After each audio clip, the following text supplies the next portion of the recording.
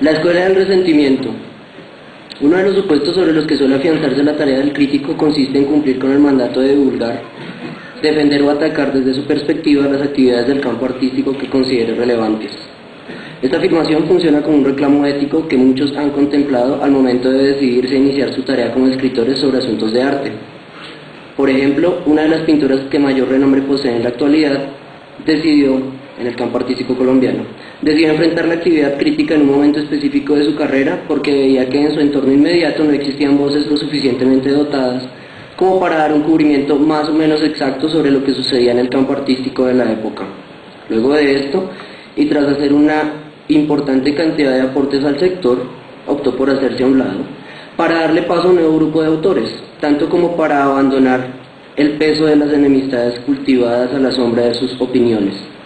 Esta referencia resulta útil a la hora de contemplar la situación social del crítico de arte. En primer lugar, podría afirmarse que el ejercicio de esa actividad obedece a una alta informalidad en su motivación inicial. Es decir, que al comienzo, antes de los premios, las referencias y la localización institucional, un crítico en ciernes puede decidirse a acometer esta actividad únicamente basada en su iniciativa e impulso personal.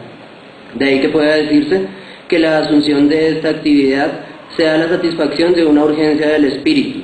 Una urgencia, hay que decirlo, en ocasiones generada por el afán de responder en público a una reflexión inoportuna, una opinión ignorante, una demostración de arrogancia teórica o un desafuero institucional. En segundo lugar, puede hablarse específicamente de la ubicación dentro del campo artístico que adquiere el crítico. De hecho, como fruto de su actividad, este personaje debe contemplar el pago de dos rubros. Uno es el del odio expresado en público. El otro vendría a ser una derivación perversa de este, al cual puede denominársele por ahora clasificación estilística. Respecto al primero no hay mayor problema. En realidad la cuestión más aguda tiene que ver con la categoría de la clasificación estilística, por cuanto esta puede pensarse como una manera de recubrir el simple desprecio por un autor para descalificar sin mayor esfuerzo su actividad. En realidad, lo que en un artista se denominaría estilo, en el crítico podría ser el tono. Y la predominancia de este elemento a veces es tan fuerte que a un autor reconocido o semi-reconocido suele asociársele con una conclusión aún antes de leer sus afirmaciones. De ahí que saltándonos un texto para verificar inmediatamente quién lo firma, optemos por pensar que si es de tal persona, no lo leeremos. Así pues, considero que uno de los aportes que han hecho los foros de crítica y opinión sobre arte y eventos artísticos en el campo colombiano del arte que se dan en Internet ha sido el de darle espacio a múltiples iniciativas de reflexión basadas en el criterio propio y no tan propio de sus autores, tanto como a servir de vehículo al malestar que estructura, tanto como las buenas intenciones, muchas de las actividades institucionales y personales que constituyen la agenda de eventos del campo artístico local. En Aprender a Discutir, el ensayo que se lanza hoy, intento hacer una lectura de las modalidades de participación que se empezaron a dar a comienzos de la presente década en los foros electrónicos Momento Crítico, Columna de Arena y luego en Esfera Pública. Sé que ese esfuerzo puede quedar sintetizado en la introducción que acabo de hacer, por lo que la alta cantidad de personas que no deseen leer el libro ya sabrá de qué se trata. De otra parte, para quienes quieran perder el tiempo en su lectura, van a encontrarse con una tipificación de cierto número de opiniones y posturas, a partir de las cuales intenté construir un modelo metodológico para interpretar y reconocer el perfil que ha adquirido la crítica de arte en nuestros días al ubicarse en los márgenes de una comunidad virtual. Así, creo poder sostener al final que, al contrario de lo que sucedió con la pintora mencionada al principio, la comunidad de autores se ha venido incrementando desde el año 2000 hasta ahora, y los esquemas de desprecio han venido creciendo también saludablemente.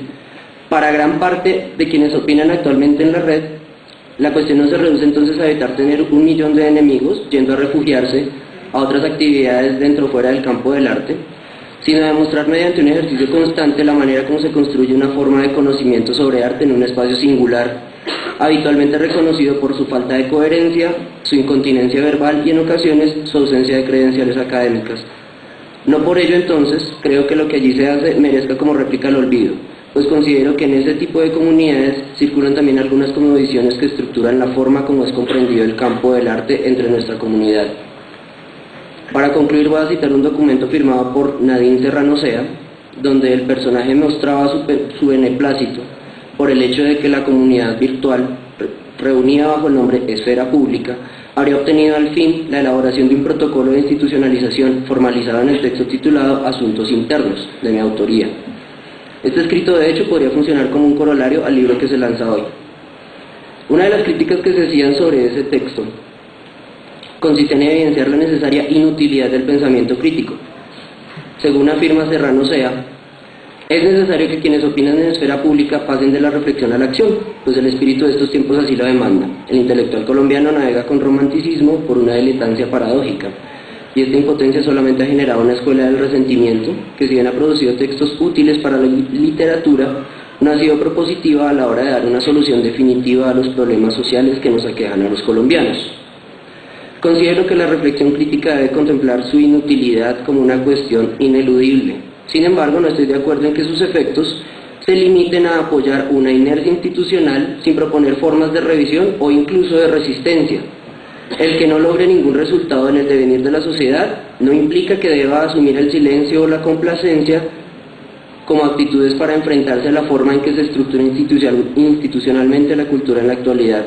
Al contrario, creo necesario fortalecer el discurso crítico con lecturas alternativas que exploren, entre otras, sus modalidades de discusión, para sobrepasar la simple formulación de opiniones condicionadas por el espíritu de estos tiempos, al decir de Serrano Sea, y lograr nuevas cotas de elaboración teórica. Gracias.